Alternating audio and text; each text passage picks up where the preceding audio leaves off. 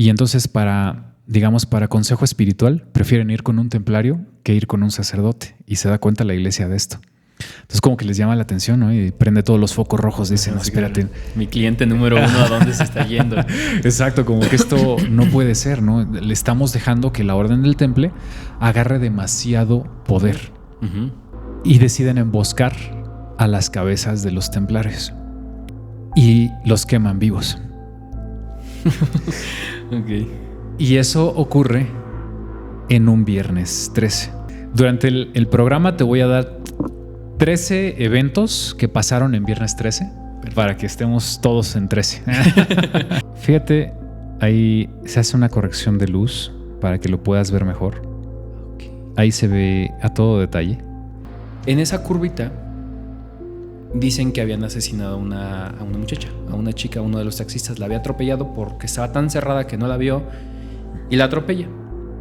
Pasan los años y entonces cada vez que los taxistas venían solos y daban vuelta en esa curva, de ratito volteaban y ya traían a una chica atrás sentada. Si los que estamos en este plano, en el plano material, no rezamos, no pedimos por esa persona que está en ese limbo, nunca salen de ahí. ¿Sabías eso? Ajá, una infinidad de tiempo.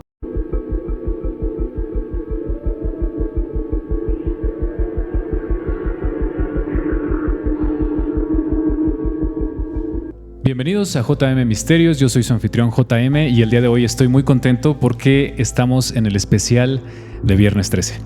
Para hablar del tema les presento a nuestro invitado del día de hoy, mi querido Álvaro. ¿Qué tal, Álvaro? ¿Cómo estás? Hola, Juan, muy bien. ¿Cómo te sientes? ¿Listo para bien, este bien. programa? Sí, súper bien. Creo que nos va a quedar bien padre. Todo increíble, sí. La verdad.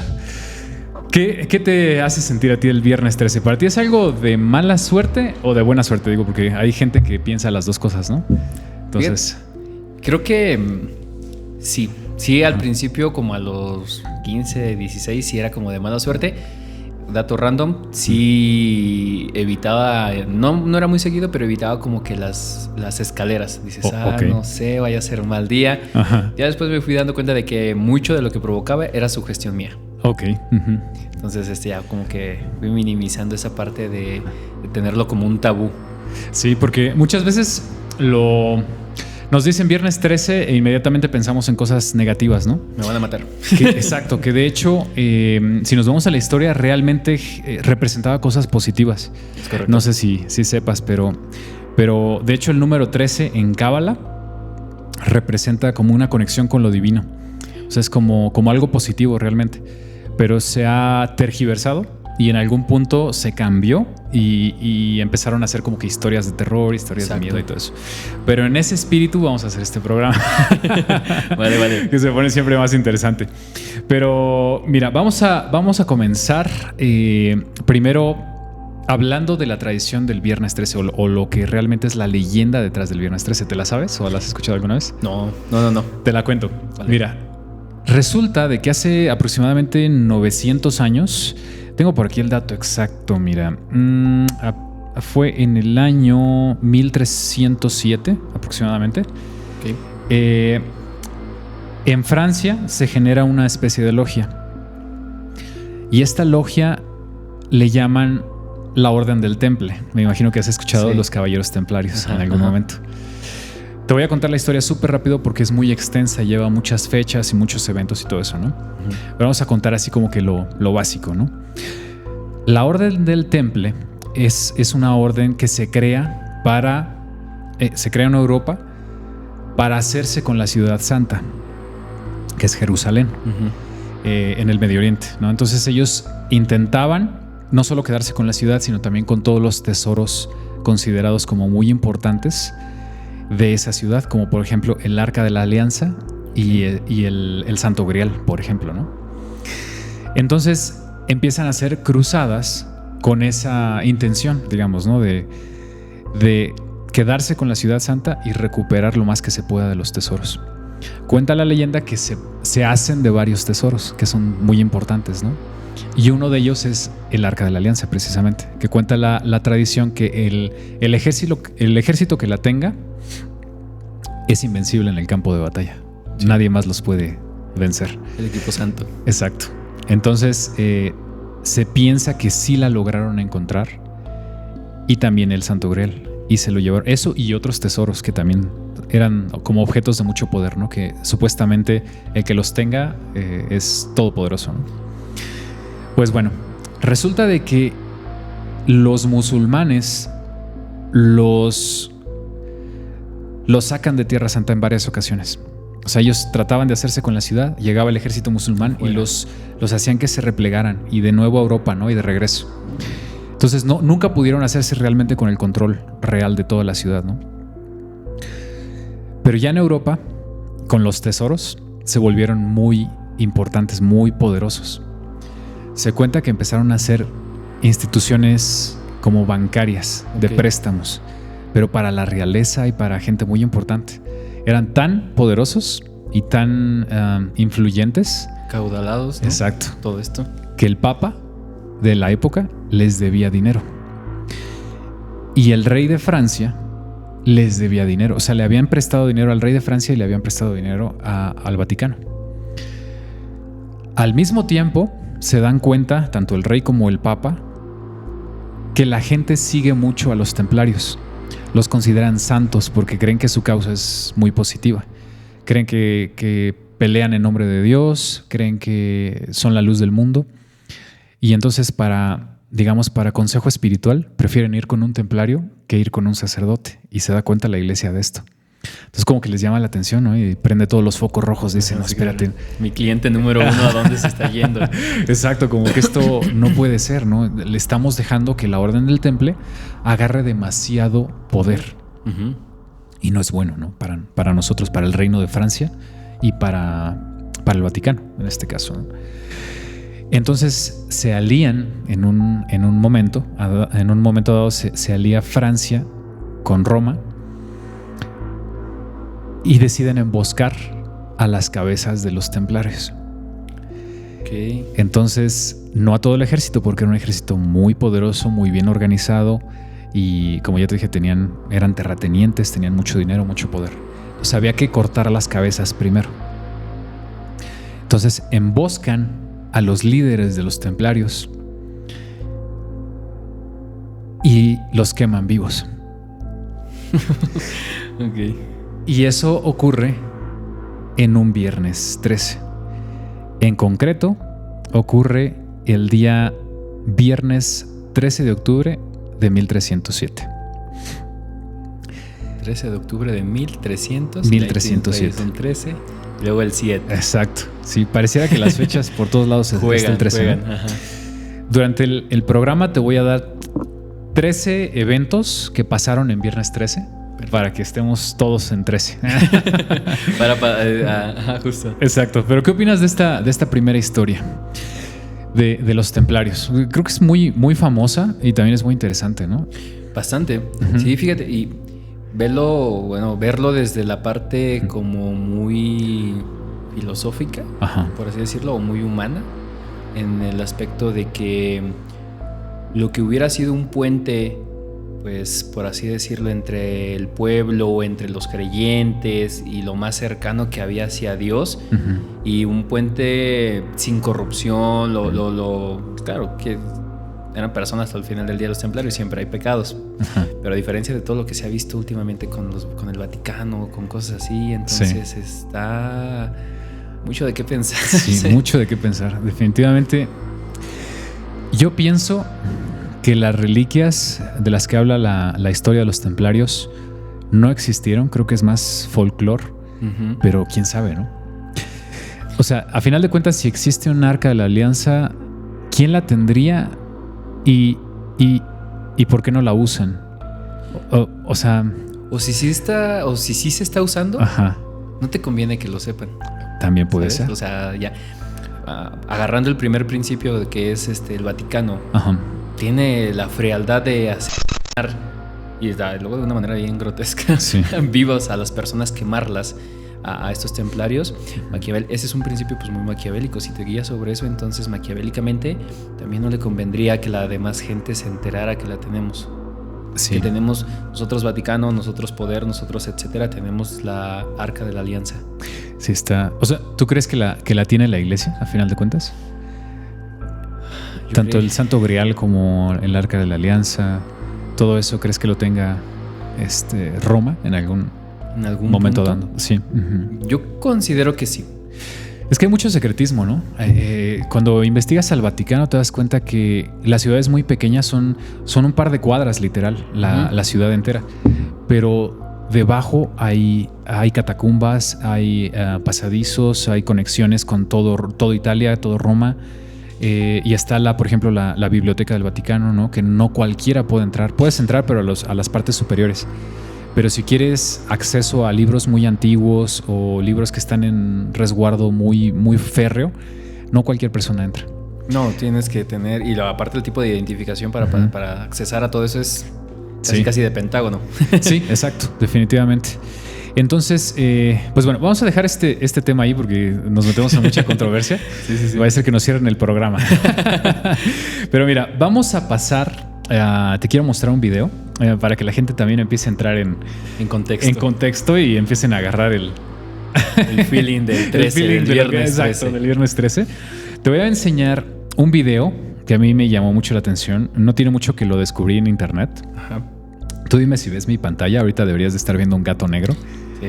Exacto. Entonces, vamos a poner este videito aquí para que la gente lo vea. No le voy a poner el audio, ya sabes, derechos de autor y todo eso. Es un video muy cortito, pero quiero que le pongas mucha atención. El contexto es que una persona está caminando en un bosque, está grabando su camino, va solo y de pronto en el camino ve algo interesante. Entonces, ponle mucha atención. Vamos allá.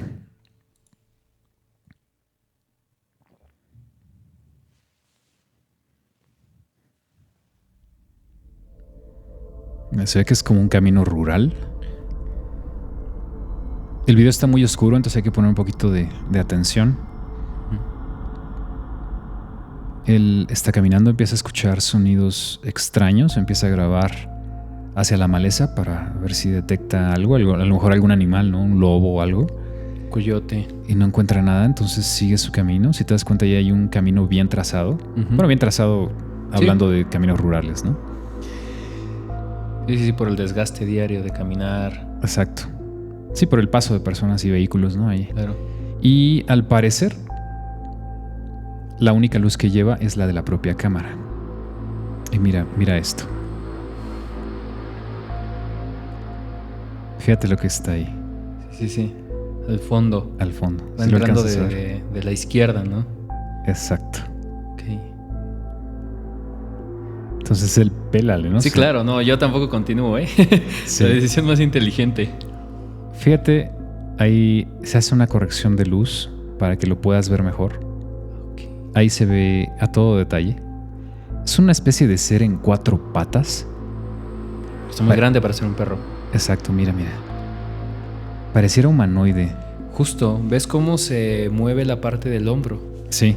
No se mueve como de un animal bípedo, o sea. Exacto, pero si te das cuenta, como que solo de los hombros hacia la cabeza está como bien visible y del torso hacia las piernas como que estuviera como medio fantasmal, o sea, no se aprecia bien. Incluso cuando pones el contraste a tope, se puede apreciar eso, mira. Sí, justo, pierde como consistencia, ¿no? Sí. Exacto.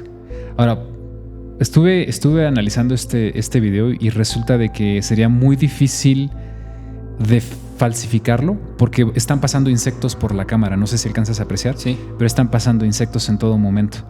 Entonces, esto definitivamente cabe en lo sobrenatural. Exacto. ¿Qué opinas de este video? Primero, qué decisión tan inteligente de haberse regresado. Yo tampoco continúo. Sí. ¿Sabes qué? Me voy a quedar con un amigo, no puedo llegar a la casa. Y regresarte a correr, ¿no? Sí, yo creo que sí toma la mejor decisión. Y también me llama la atención que esta criatura no pela a la persona. O sea, como que sigue su camino, yo estoy aquí en mi ambiente y tú sabrás, ¿no? Yo creo que si se acerca un poco más, a lo mejor sí lo ataca. Reacciona, ¿no? Ajá. Una cosa más. No, está cañón. Me gustó mucho ese video, pero te digo que sí es muy importante ver los insectos porque pasan entre el obturador de la cámara y el objeto final y hacen la sombra y todo eso. Entonces es muy difícil hacerlo con CGI, con inteligencia artificial, todo eso. O sea, es muy complejo. No digo que no se pueda, pero es muy complejo. Ni siquiera en Hollywood podemos ver eso. O sea, que pasen insectos en frente de algo que están pues construyendo con computadora, ¿no? Exacto. Entonces podría ser real. ¿Qué es? Ay, sí, quién sabe. Se lo dejo a la audiencia. Pues mira, te voy a contar ahora una historia y después, si quieres, pasamos a una de las que tú nos traes aquí para Claro que contar, sí. ¿vale? Te voy a contar una pequeña historia. Es muy cortita, pero creo que es muy buena. Te voy a contar esa historia y después vamos a continuar con tus historias. Vamos a seguir viendo las 13 cosas que pasaron en Viernes 13. Me encanta. Y después vamos a cerrar con una historia todavía más fuerte. ¿Va? ¿Te late? Perfecto. Bien. Esta historia dice así. A las personas que estén allá en casa, apaguen la luz en este momento y vamos a empezar. Sí, hay que ambientar todo. Exacto. Dice: una noche oscura y fría. Todos los cuentos de terror empiezan así. Una noche oscura y fría, Marcos conducía por una carretera desierta que atravesaba un espeso bosque. Las luces de su auto iluminaban apenas unos metros adelante, mostrando solo árboles retorcidos y sombras inquietantes. De repente, en medio del camino, vio a una mujer vestida de blanco, de pie, inmóvil. Su cabello le cubría el rostro y sus brazos colgaban a los lados. Marcos frenó bruscamente, el corazón latiendo con mucha fuerza. No había forma de rodearla sin atropellarla. Se quedó quieto en el auto, mirando fijamente a la figura.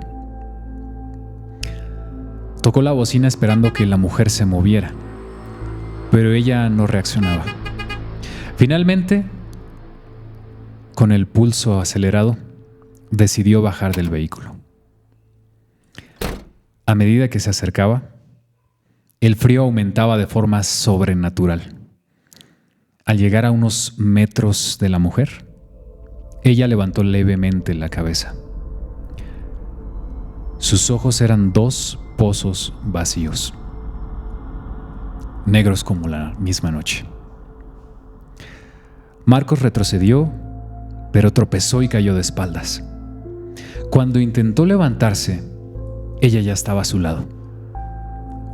Un grito ahogado salió de su garganta, cuando la figura inclinó la cabeza y susurró con una voz que resonaba como un eco de ultratumba: «Tú me mataste y ahora vendrás conmigo». Marcos intentó correr, pero sus piernas no respondían. La figura extendió una mano pálida y fría, tocando su hombro. En ese momento, todo se volvió oscuro. Al día siguiente, encontraron el auto de Marcos abandonado en la carretera, las puertas abiertas. Nunca lo volvieron a ver. Solo quedó un rastro de pisadas que se adentraban en el bosque, desapareciendo entre los árboles. ¿Qué te parece? Increíble. Y digo, no te quería contar esta historia porque sé que vas a pasar por algo parecido ahorita que regreses. Justo. Porque sí. pasas por un bosque, ¿no? Me parece. Entonces, pues no te me vayas a sugestionar. Solamente es una historia. Ahorita voy a sacar mi fe de bautismo aquí en la mano, en el volante. Sí, cara, te voy a dar ahorita tantita agua bendita para que te la lleves ahí en el coche. Pero, ¿cómo ves? Está buena, ¿no? Esa historia. Que está muy bien. Sí. Paréntesis. Hay un libro. Ok. Soy muy fan del terror. Ya te habrás dado cuenta. Sí. Hay un libro que me recomendó una muy buena amiga. Ok. Desde la preparatoria. Se llama El Rey de Amarillo. Si has tenido oportunidad, léelo. Habla justo de esto. Okay. De cómo las cosas sobrenaturales a veces descartamos que existen. Pero cuando te pasan, por ejemplo, el pobre de Marquitos. Y que desapareces en la nada sin dejar rastro, sin avisar, sin un SMS. Sí. Imagina la desesperación. O sea, imaginemos que es real. Sí. Imagina, vas caminando. Por más que quieras hacer algo, son segundos los que te toman desaparecer. Y no sabes a dónde vas. ni dónde quedas, ni nada. Sí. Está muy tétrico. Ok. Está muy... Pues sí, ¿Cómo me dijiste que se llama el libro? se llama El Rey de Amarillo. El Rey de Amarillo. Hace de manera metafórica mención, son varias mini historias, pero todas con base al Rey de Amarillo. Y metafóricamente habla acerca de cómo la muerte cobija a cada uno de estos personajes de maneras a veces muy atroces o a veces incluso hay como dos historias que son súper románticas, pero al final del día melancólicas. Ok. Es muy buen libro. Ok, sí, lo vamos a buscar aquí. Y yo creo que a lo mejor sacamos fragmentos y hacemos un programa, ¿no? O un short o algo así. Ah, sí. Ajá, Sí. Es increíble. Sí. Sí, fíjate que acabo de leer un libro. De hecho, hicimos un short también de ese libro. No es de... Bueno, se podría considerar que no es de horror, pero es muy interesante. También te lo recomiendo. Se llama Burlando al Diablo. Okay. Lo escribió Napoleón Hill, el que escribió Piensa y hágase rico. No sé si has escuchado del libro. Sí. Es muy conocido. Napoleón Hill literalmente pasó su vida buscando las claves del éxito y entrevistando a personas de mucho renombre, de mucho éxito, millonarios, billonarios, y trató de plasmar todo su conocimiento de cómo habían llegado a las fortunas que hicieron en sus libros, ¿no? Pero me llamó la atención porque se escribió en 1938, me parece, 1900 algo. Pero sí, o sea, en la primera parte del siglo, ¿no? Del siglo XX. Y resulta de que se publica hasta los años 2000, creo que fue 2011. Casi 90 años después, ¿no? Sí, o sea, estamos hablando de por qué estuvo en digamos que, tanto tiempo oculto, ¿no? Y de lo que va el libro es de que el autor dice que encuentra la manera de entrevistar al diablo y le arranca una confesión, que es cómo nos atrapa. Ok. Y entonces también te da las claves al mismo tiempo, al decirte cómo te atrapa, te da las claves de manera, ¿cómo te diré? Indirecta, ajá, de cómo evitarlo. De cómo evitarlo. Está súper interesante. Digo que me llamó mucho la atención la cantidad de personas importantes, influyentes que trataron de bloquear la publicación de ese libro. Okay. Y que haya estado 100 años casi en las penumbras, ¿no? Y que nadie lo escuchó. Si lo pueden leer, está muy bueno ese libro. Creo que lo voy a leer. Excelente. Adelante. Pues si quieres pasamos a una de las historias que nos traes y después seguimos con toda la dinámica del programa. Ok. Adelante. Pues siguiendo el ritmo de la que ya acabas de contar, es un poco parecida. Mis papás viven en San Juan del Río, una hora y media más o menos. Mi papá fue taxista toda su vida. Entonces, dentro de los taxistas siempre hay como muchas historias de, oye, ¿qué pasó? Esto y aquello. Una que ellos tenían era similar a esta, donde viniendo de la carretera de la 57, tomabas una desviación para entrar a San Juan del Río, pasabas a la parte de la carretera de Avenida Central. Ok. Hace 30 años, pues era muy, muy rural. No estaba tan bien construida como ahora, ni actualizada, ni nada. En esa curvita, dicen que habían asesinado a una muchacha, a una chica. Uno de los taxistas la había atropellado porque estaba tan cerrada que no la vio y la atropella. Pasan los años y entonces cada vez que los taxistas venían solos y daban vuelta en esa curva, de ratito volteaban y ya traían a una chica atrás sentada. Wow. Entonces, pero no estaba, es que aquí entraba la parte interesante porque no estaba como un relato típico de terror que es pálida, desalineada, es una persona normal. Pero tú entonces entraban en confusión porque decían, ¿en qué momento la subí? Y empezaban a hablarle, señorita, ¿dónde la llevo? Que la chica solo señalaba y empezaba a señalar. Entonces cuando la empezaban a llevar,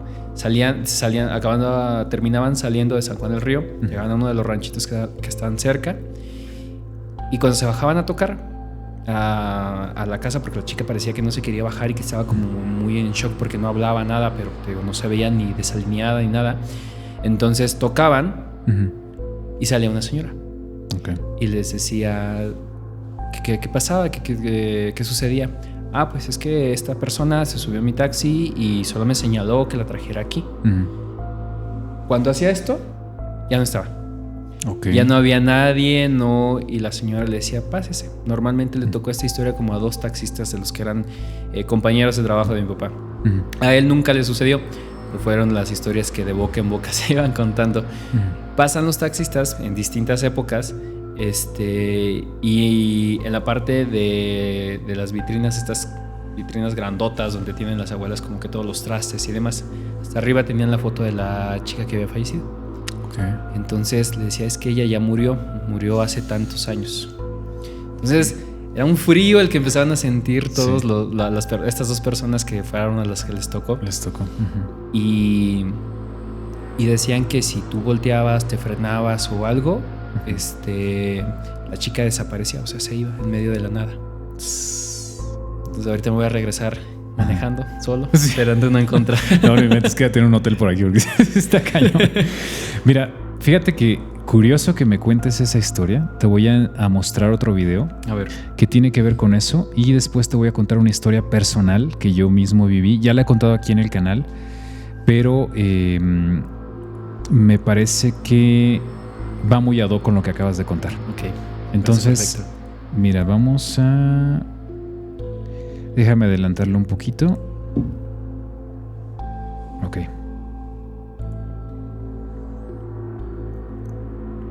Dame un segundito.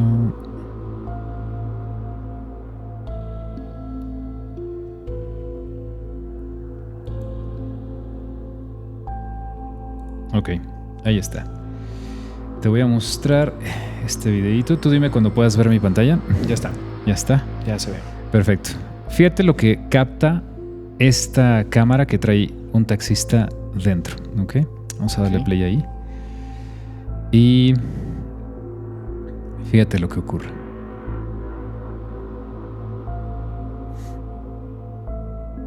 Se pone en movimiento el taxi. La cámara sigue grabando. Uf.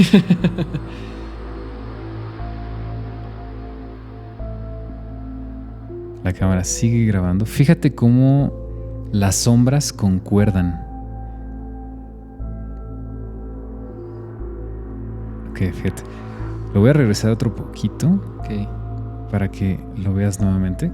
Quiero que veas cómo las sombras y esta figura que aparece concuerdan, empatan. Es decir, igual siento que es muy difícil hacer un montaje así y falsificar el video. Fíjate cómo las luces, cuando no está la persona, el asiento de atrás se ilumina sin ningún problema. Sí, ahorita va el respaldo iluminado y se empieza a perder. Exacto. Ahí ya es una figura oscura. Va sentada exactamente en medio.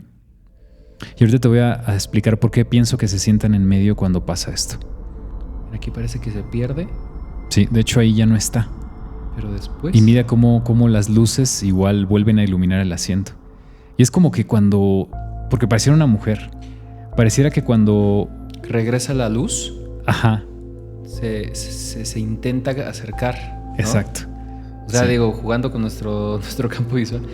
Sí, no, está cañón. Fíjate, te voy a contar una historia. Ya la había contado en el canal. Para aquellos que nos sigan, la voy a contar súper rápido. En una ocasión, cuando todavía vivía con mis padres, venía de regreso en la noche, como eso de las 12 o 1 de la mañana. Y antes de llegar a la casa de mis padres había que pasar por una arbolada muy grande. Era una recta muy, muy grande y tenía árboles altos a los dos lados. Eran alcanfores, yo creo, porque eran muy altos. Uh-huh. Y al lado había una laguna, un cuerpo de agua. Todo lo demás eran milpas en aquel entonces. Ahorita ya está construido. Okay. Pero en aquel entonces era campo, milpas, plantillos, todo eso, ¿no? Solo. Exacto. Entonces, esa era la única parte en donde no había alumbrado público. Porque tú entrabas en esa zona que le llamamos la zona de la laguna, que era esa recta arbolada, y ahí terminaba el alumbrado público.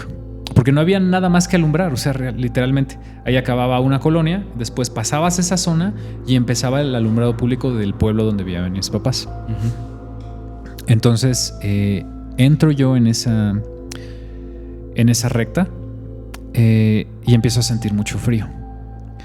Mucho frío, baja la temperatura. Pero yo dije, pues es de noche, es obvio, ¿no? Y aparte lo asocié a ir pasando por una zona arbolada, que normalmente los árboles, no sé si sepas, pero guardan como 10 grados abajo la temperatura debajo de ellos, de los árboles, sí, incluso sí. En el día. Y justo por eso ahí dicen que es mucho mejor que todas los tipos de avenidas y calles tengan árboles para que el pavimento no se caliente, dure más. Todo eso. Sí. Que ojalá lo implementemos, ¿no? Pronto en todas las ciudades. Plantemos árboles. Entonces, coincide que me cruzo con un coche en esa arbolada. Y ese coche traía obviamente sus luces, yo traigo las mías. Y al momento de cruzarnos, sus luces iluminan el asiento de atrás y por alguna razón me llama la atención. Y volteo en el espejo retrovisor y veo el asiento de atrás. Y viene una persona exactamente como lo que te acabo de enseñar. Exactamente. Yo no vi facciones, no vi nada. Vi una figura negra, oscura, pero perfectamente humana, atrás. Era como algo que absorbía la luz y no dejaba pasar la luz porque era negro. Puro. Y con las luces del coche que venía del otro lado, que venía en sentido contrario a mí, se iluminó el asiento de atrás de mi coche. Y al momento de yo voltear en el espejo, clarito, o sea, todo luz, excepto donde está la silueta. Y venía una persona sentada ahí. Me dio muchísimo miedo. Muchísimo miedo. O sea, sí se me heló la sangre, la verdad. Y sigo avanzando, pero ya no quiero ver. O sea, hasta me hacía así para no alcanzar a ver la imagen que se reflejaba en el espejo retrovisor. Y le di lo más rápido que pude para entrar otra vez a la zona con luz. Y se me hizo eterno. Son como... En aquel entonces eran como 2 kilómetros antes de llegar al primer poste de luz. Sí, era un buen tramo. Pues sí, realmente en coche no es tanto, ¿no? Pero sí era un buen tramo. Entonces llego donde está la luz, pero aún así ya con luz me da mucho miedo y no quiero voltear. Y no volteo. Y del primer poste de luz a la casa de mis padres eran como 5 minutos. Entonces llego a la casa de mis padres, estaciono el coche enfrente, me bajo para abrir el zaguán, abro el zaguán y te juro que me daba un miedo ver mi coche. Regresar a abrir la puerta y subirte al carro, sí, claro. No, de hecho, desde abrir el zaguán, voltear a ver mi coche me daba miedo porque decía, ¿qué voy a hacer si viene alguien allá adentro? Es la 1 de la mañana, no hay nadie, mis padres están dormidos, no hay nadie. ¿Qué hago? Y si me ataca, ¿qué onda, no? O sea, para no hacer el cuento largo, ya no había nada. Metí el coche, todo normal. No supe explicar qué fue, pero tiempo después a un conocido le pasó lo mismo. Y él le llama a su mamá cuando le pasa, porque a él no se le subió atrás, se le subió en el asiento del copiloto. Sí, entonces le llama a su mamá y le dice, mamá, alguien se me subió en el coche, no es humano, no está vivo, no sé qué hacer. Y la mamá reza, ponte a rezar. Es que no me acuerdo de ningún rezo. ¿Qué crees que pasa? Pasa. Sí, pasa. No me acuerdo de ningún rezo. Yo te digo, nada más repite. Y empezaron a rezar. Y entonces él quedó tan impresionado que se fue de ese lugar. Ya no se quedó a vivir ahí. O sea, realmente se fue. Así de impresionantes. Y yo lo creo porque a mí me pasó. Entonces no te sé decir qué es, pero sí te puedo asegurar que cuando hubo una especie de accidente o algo muy, muy fuerte o muy rápido que llegó a tomar o a cobrar alguna vida, se quedan ciertas energías en ese lugar. Y no sé explicar qué pase, pero se queda algo en ese lugar. Y me ha pasado varias veces. A lo mejor ahorita te cuento más, pero nos ibas a decir algo adelante, pero... No te preocupes, justo. Sí. Pues en algún momento leí, no sé qué tan cierto sea, fue como un post rápido que salió hace como unos 8 años, y tampoco como meterme mucho en temas de metafísica, por decir algo. Pero decía que esa parte, que al final del día las personas son, de cierta manera, tienen un campo...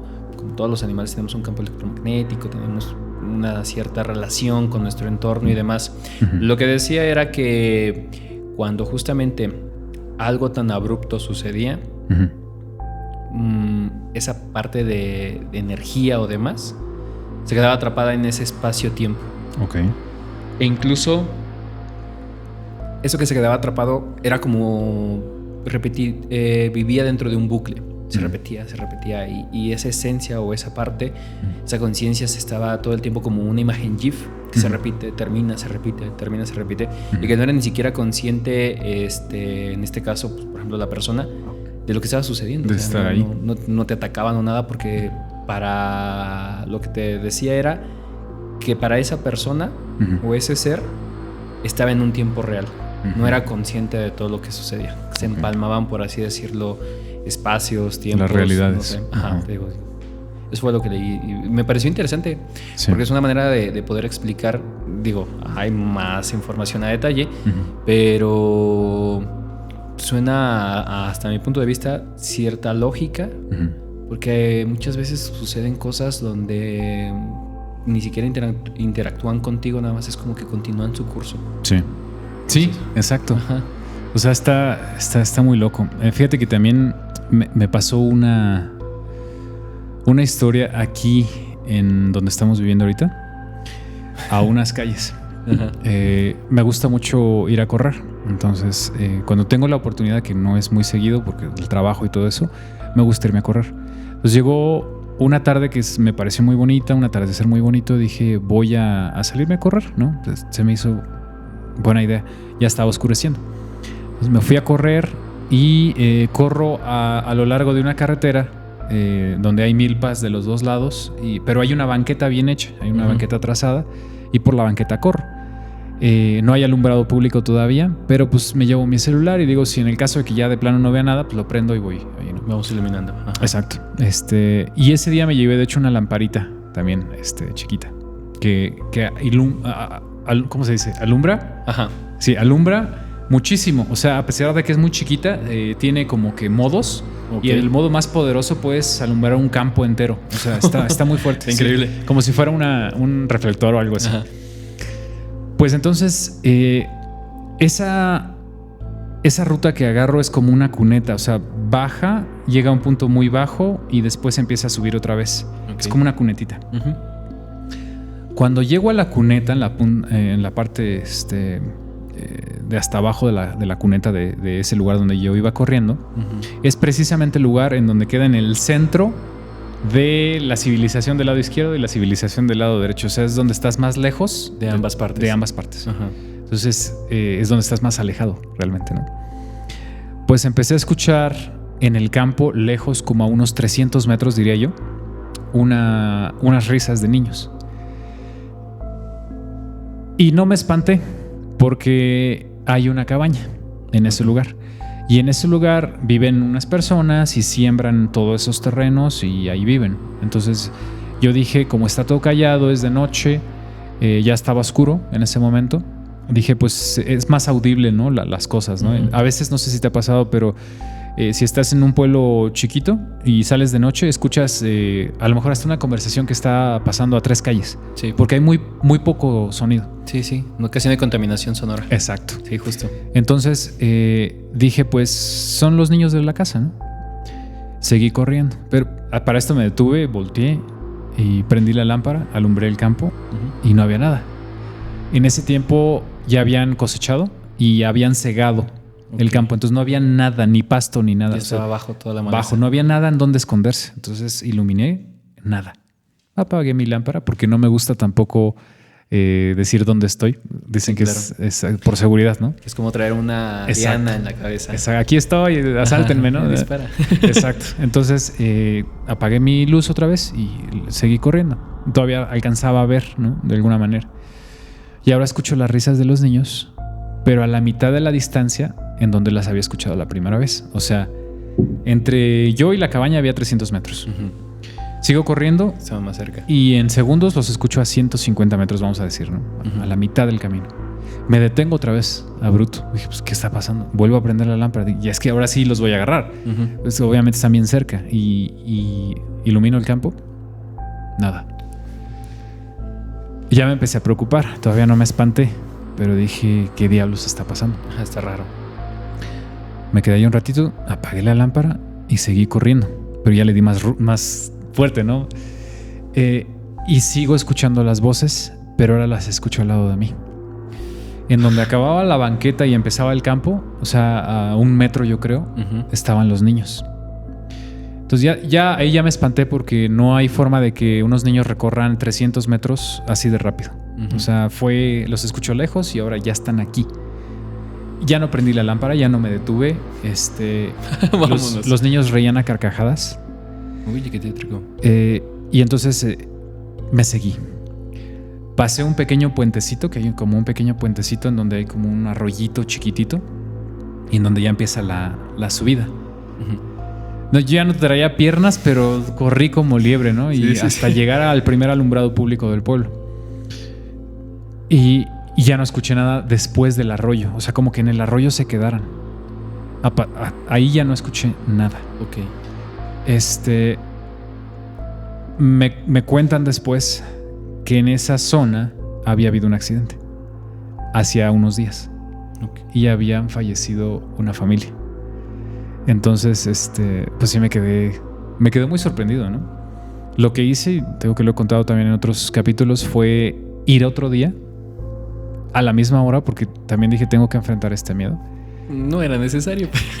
Pero fui a hacer una oración. Ok, O sea, para descansar. Sí, fue como, si aquí hay algo, más bien que ellos descansen, ¿no? Y más si son niños. Sí, justo. Y fue un accidente. Entonces fui e hice una oración ahí y nunca me volvió a pasar. Ok. Y luego voy por ahí, ya normalmente más temprano, pero nunca me volvió a pasar. ¿Qué opinas? De entrada, ¿qué valor? Yo no regreso, no gracias. Sí.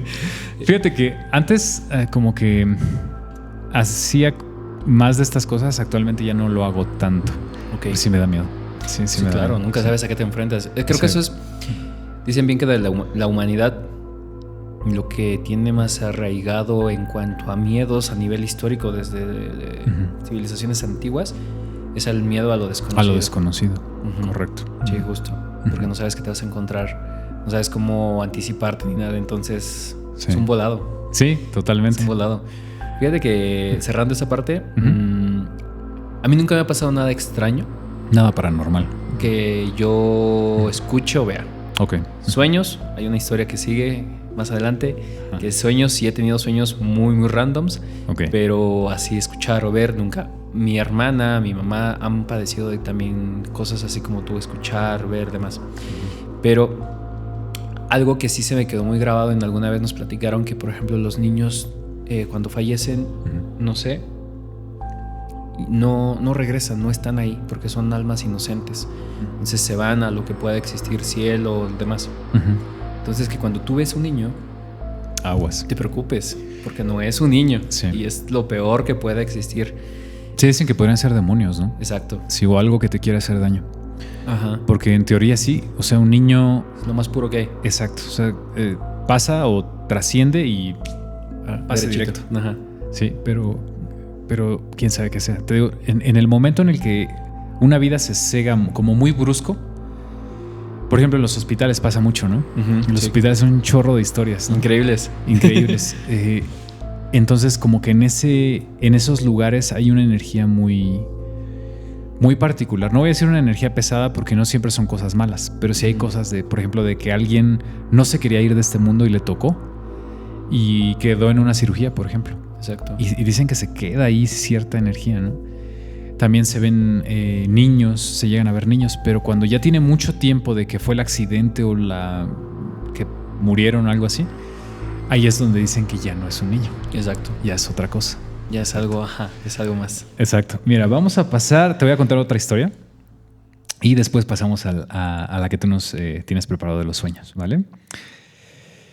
Ok, esta historia también me gustó mucho y a ver qué te parece. A ver.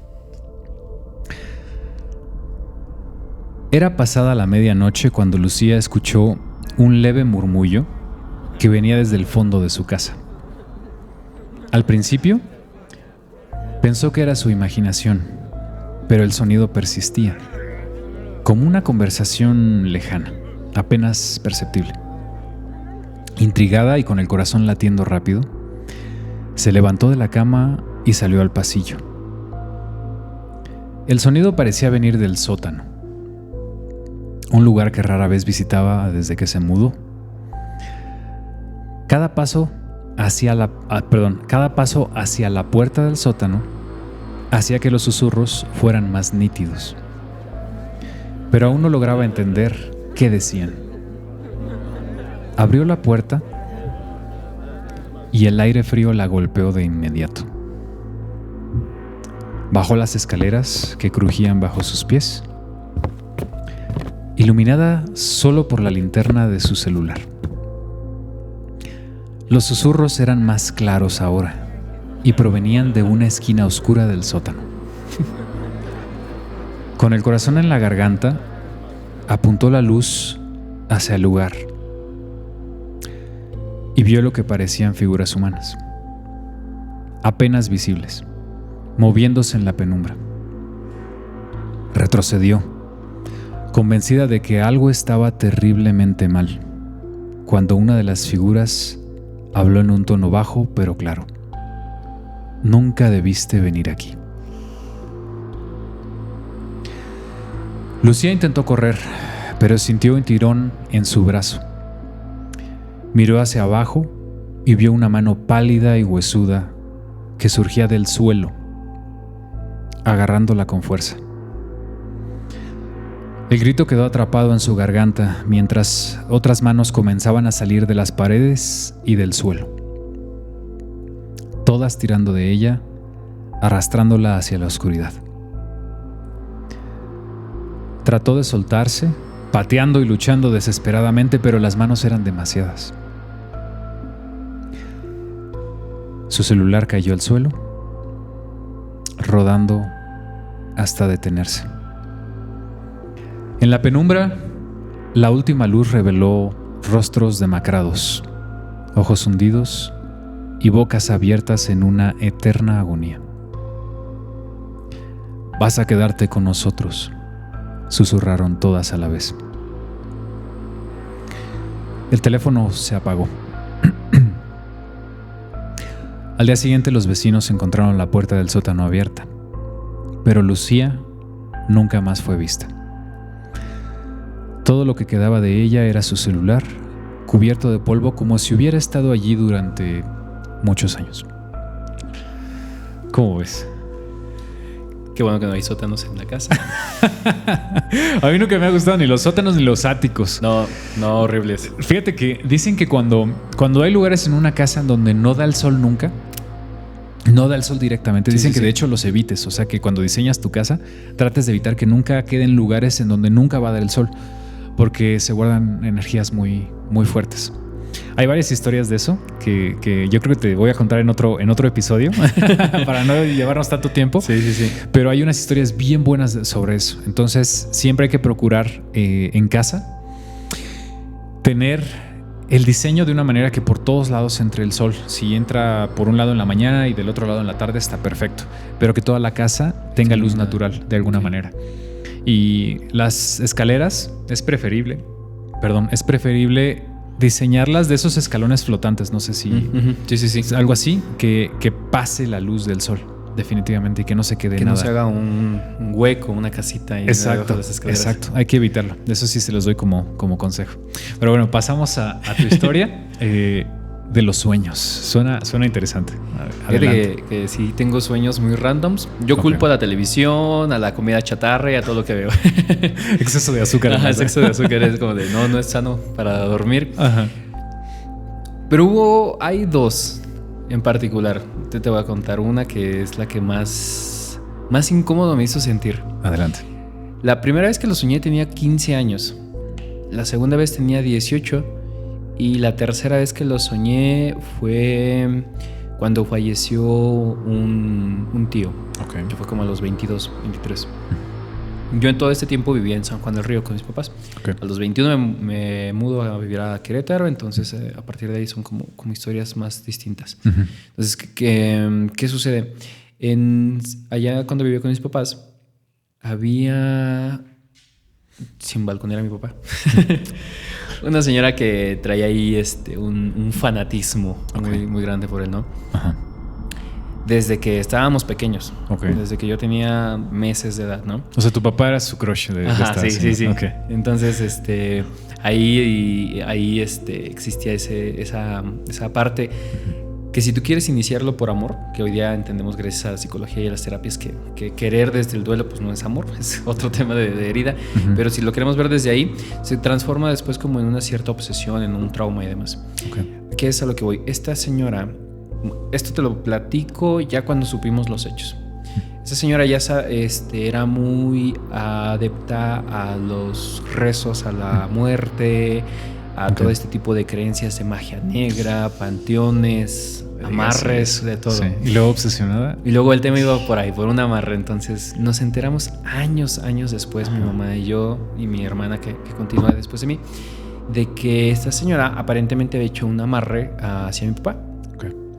No funciona ni nada. Mi mamá es una persona súper católica, súper creyente de Dios y demás. Entonces ella siempre sobre esa línea, aparentemente no ha pasado nada. ¿Qué sucede? Que cuando tenía yo 15 años, una vez esta señora visitó a mi mamá en casa, justo como para revelar su secreto de que su amor y todo lo demás. Así se quedaron las cosas, ¿no? Pero yo a un par de días empiezo a soñar con que nos encontrábamos, yo me encontraba como en un campo, como en un campo, un espacio muy abierto, como una tipo hacienda, lejos de todo, pero en medio, para irle dando como forma a esto, en medio había una fuente normal, grande, y alrededor de la fuente era puro camino de grava, todo era grava, no era tierra, era como gravita, y cobijaban a la fuente también de manera circular un montón de cuartos color azul, pero ninguno tenía puerta. Tenían como una tipo tela, como si fuese una cortina que cubría la entrada, y solamente se veía como la línea del marco de la tela, de la luz que había dentro de cada cuarto. Entonces yo me acuerdo, esto me pareció ya raro la tercera vez que lo soñé porque era muy nítido. Entonces no es normal que un sueño lo vivas tantas veces ni tan claro, ni tan real, según yo. Entonces la tercera vez que lo soñé ya fue cuando le empiezo a platicar a mi mamá sobre esto y nos enteramos de que pasó todo esto porque ella va con un padre, con un sacerdote, empiezan como a indagar, a buscar, sale este tema, se hace toda una historia de ahí, una revisión. Pero a lo que voy con el sueño es, entonces yo estaba en medio de esta como hacienda, que te digo, tenía como cuartos alrededor de la fuente, y empiezo a escuchar rezos, murmullos. No alcanzo a distinguir qué son, solamente son como oraciones, como frases, pero no se entienden.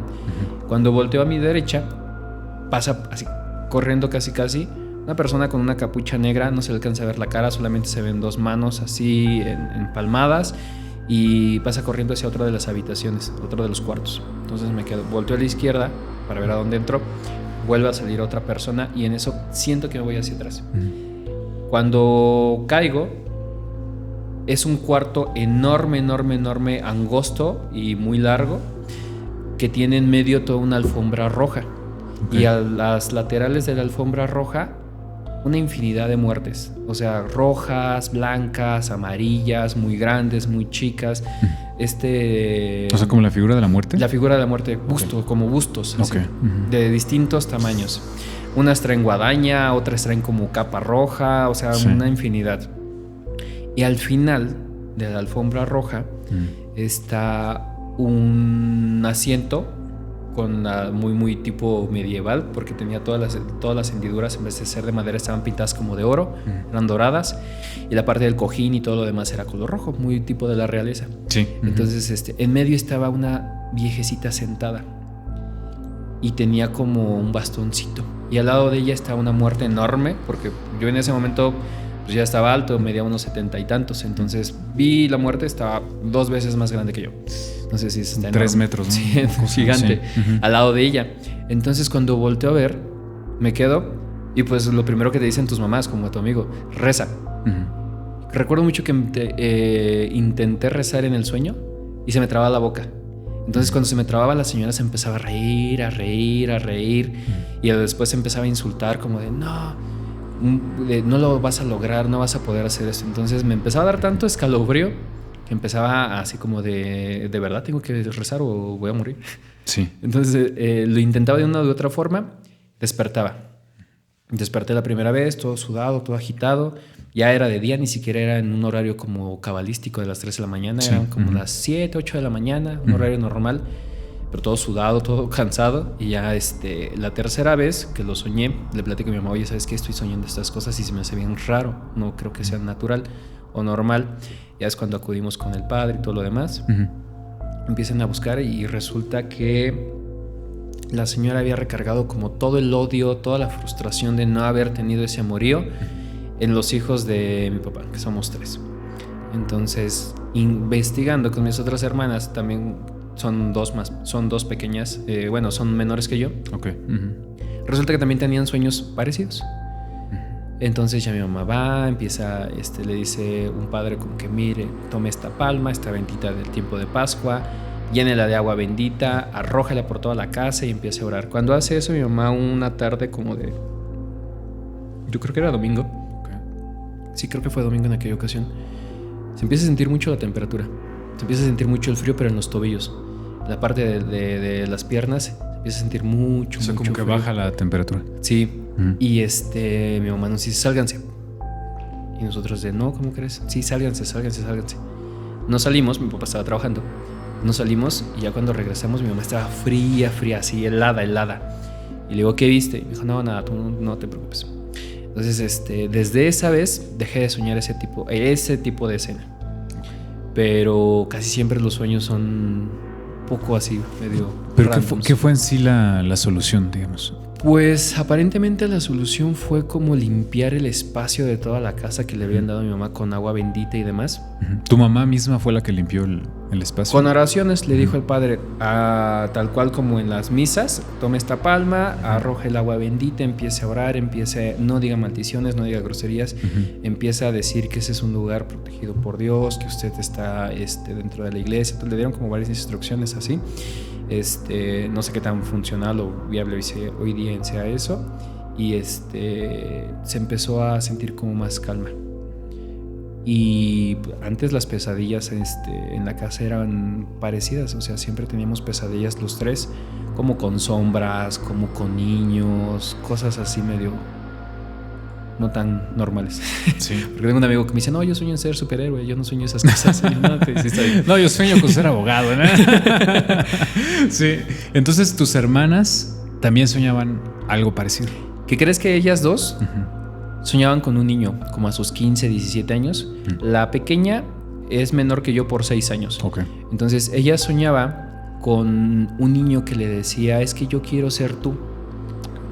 Un niñito gordito, todo así chiquitín, con 4 o 5 años.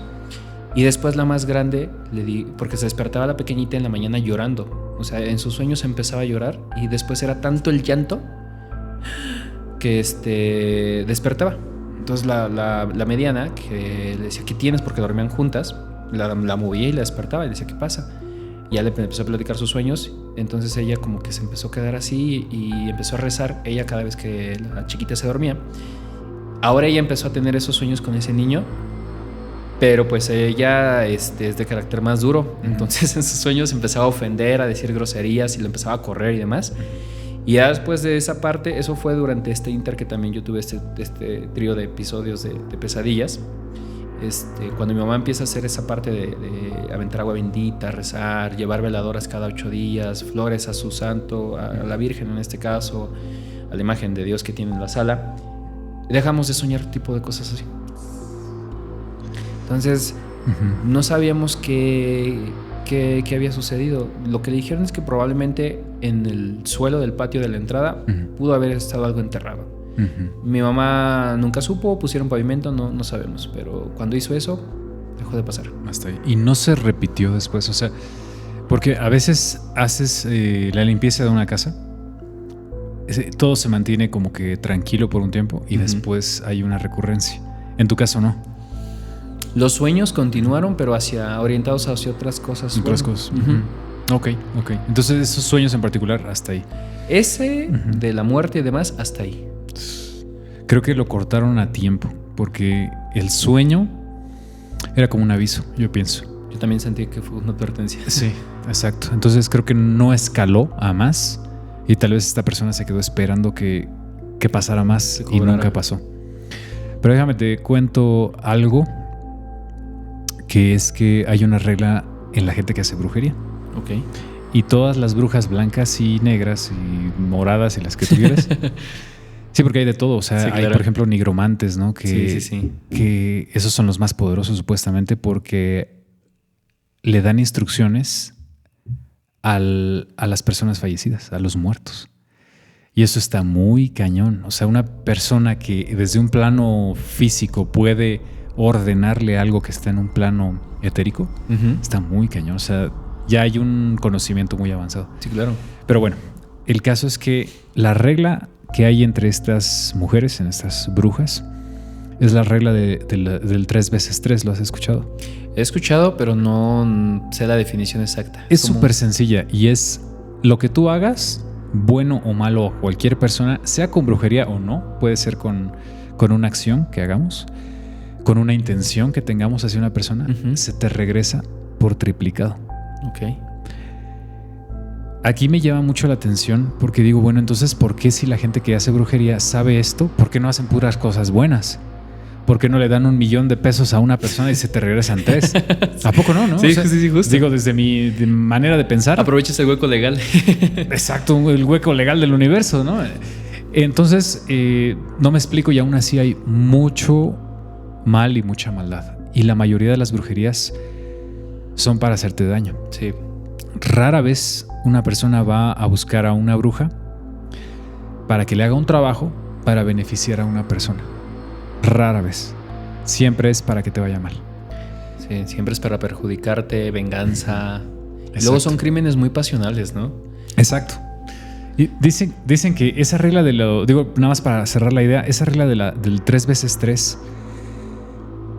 supuestamente las brujas que la conocen, obviamente, y te hacen aún así esos trabajos, saben cómo retrasarla para que no te llegue rápido, porque ellas lo van a pasar por ellas, pero te lo van a mandar. O sea, este es tu karma y tú mandaste a hacer ese trabajo. Yo nada más fui la herramienta, pero este te pertenece y te lo pasan. Okay.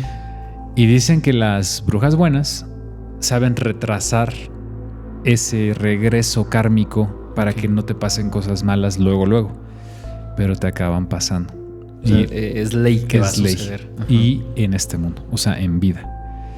¿Qué quiere decir? Que le haces tú daño a una persona, mandas a hacerle algo, tienes que pagar aquí. Tarde o temprano te va a pasar a ti y te va a pasar con lo que más te duele, con lo que más quieres. Entonces, a mí me sorprende que sabiendo esto, tanta gente lo haga.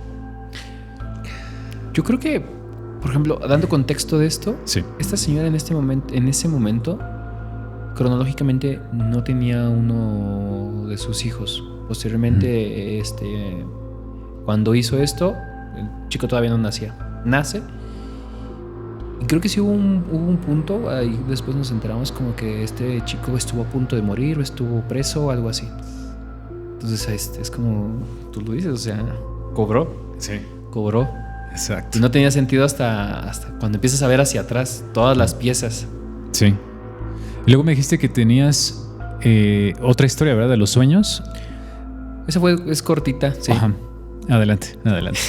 Esta sí ya me pasó acá hace 2 años. Ok. Hace 2 años. Uno de mis roomies actuales es el hermano de uno de mis mejores amigos. Entonces él enfermó de pancreatitis. Estaba muy mal en esa época, estaba muy mal. Yo en ese momento vivía solo. La casa donde estamos es de 2 pisos. Yo dormía en el cuarto de arriba.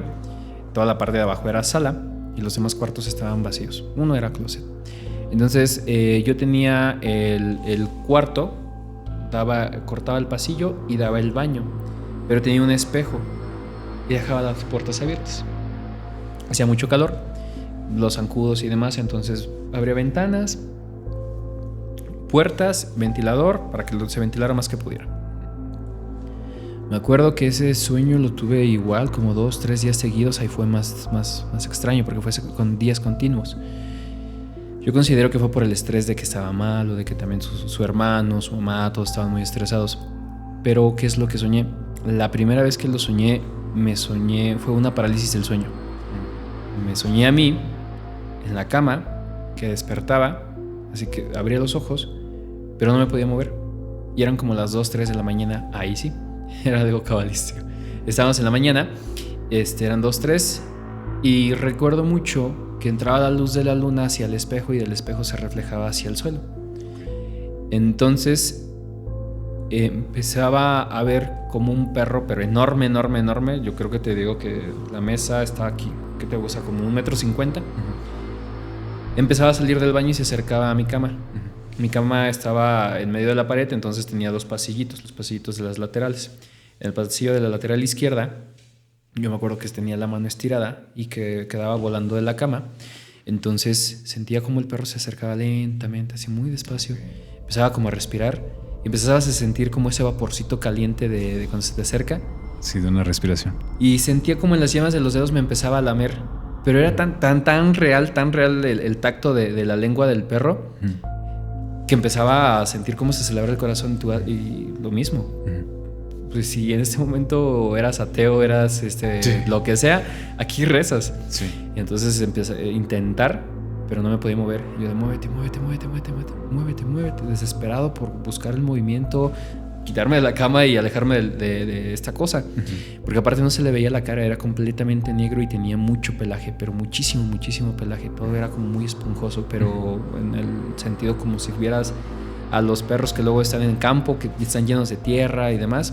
Como más o menos te daba esa sensación. Okay. Y completamente negro, muy, muy oscuro. Entonces hubo un punto donde sentía ya la lengua y dije, no, ya esto no está bien. Entonces apreté el puño y cuando apreté el puño, cierro los ojos, los vuelvo a abrir y resulta que estaba apretando la cobija. Dije, bueno, dentro de mi lógica fue la cobija, fue lo que sentí, fue el tacto. El día siguiente no sueño nada, al que sigue, nuevamente otra parálisis del sueño, me vuelvo a ver despierto en la misma hora, la luz de la luna muy igual, hasta la parte de cuando cae sobre el suelo por parte del espejo.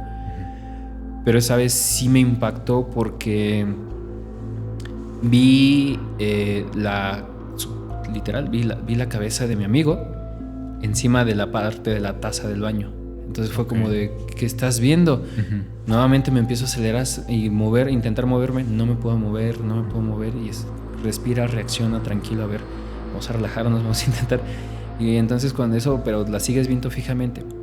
Entonces es tanto como el shock que llega un punto donde cierro los ojos, los vuelvo a abrir y vuelvo a despertar del sueño, ya no hay nada.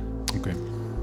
Afortunadamente se puso bien, todo está bien, está sano, está continuando su dieta, no pasó mayores.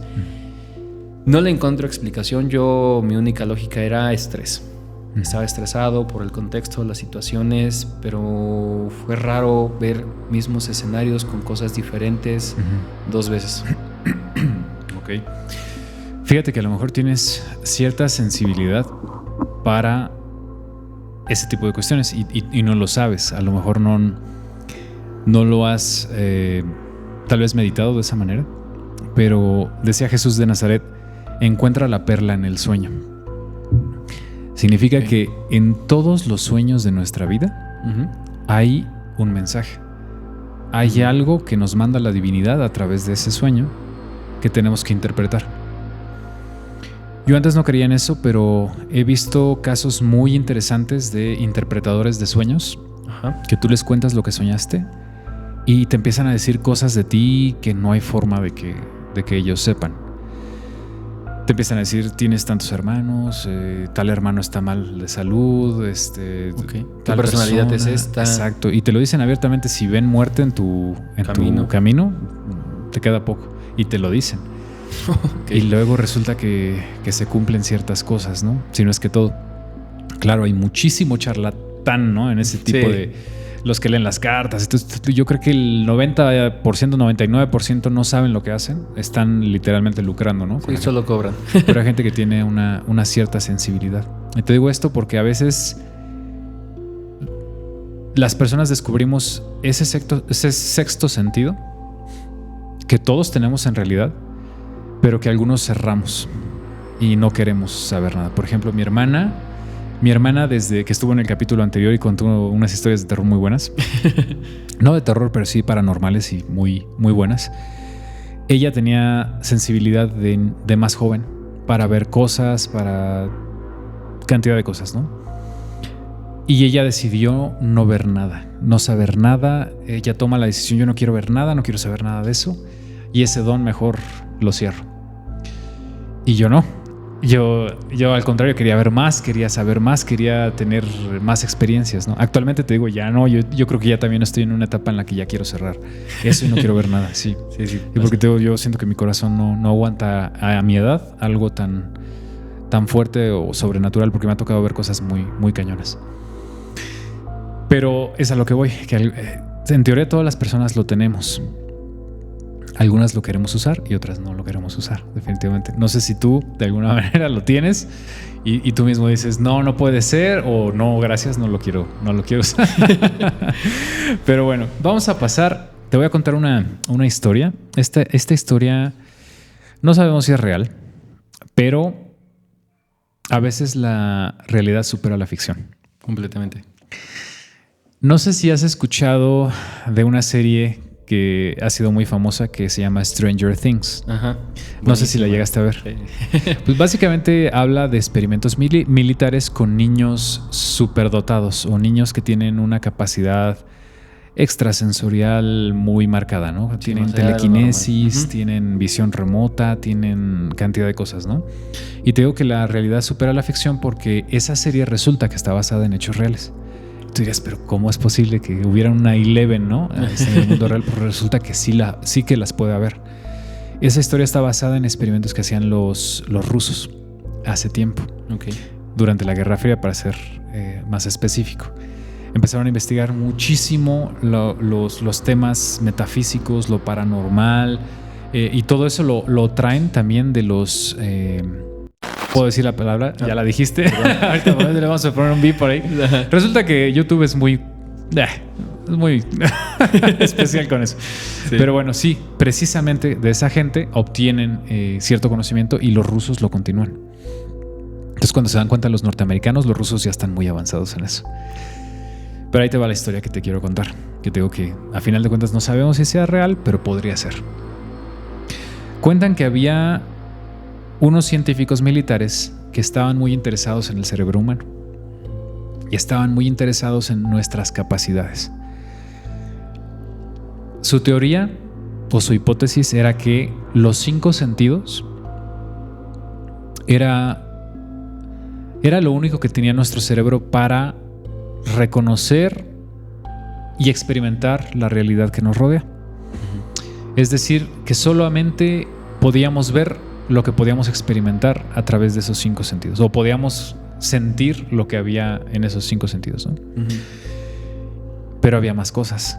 Estaba la física cuántica, estaba lo paranormal, estaba los multiversos, estaban las dimensiones distintas, superiores e inferiores, etcétera, que ellos sabían como científicos y como militares que existían.